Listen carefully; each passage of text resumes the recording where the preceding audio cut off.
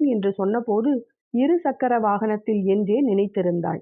அப்படியே தொலைவு அதிகம் என யோசித்தாலும் அவனிடம் இருந்த ஜீப்பில் கூட்டிச் செல்வான், மாமனுடன் தனியாக ஒரு பயணம் என நினைத்திருக்க, அவனோ பேருந்தில் என்றதில் அவளுக்கு சொத்தென்று போய்விட்டது. ஆனால் இப்படி அருகருகில் அமரும் வாய்ப்பு கிடைக்கும் என அவளே எதிர்பார்க்கவில்லை.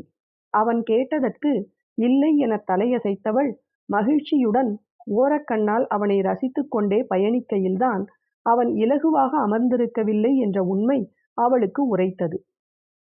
ஆம், இருவர் அமரும் இருக்கையில் அவள் பாதி இடத்தை அடைத்து கொண்டிருக்க, நல்ல உயரமும் ஆகிருதியும் கொண்ட அவனுக்கு மீத பாதி இடம் போதவில்லை. பாதி தொடை இருக்கைக்கு வெளியில் இருக்க, ஒரு கையால் முன்னிருந்த கம்பியையும் இன்னொரு கையால் பின்னிருந்த கம்பியையும் பிடித்து கொண்டு அவஸ்தையாய் அமர்ந்திருந்தவனைக் கண்டவளின் முகம் கனிந்தது.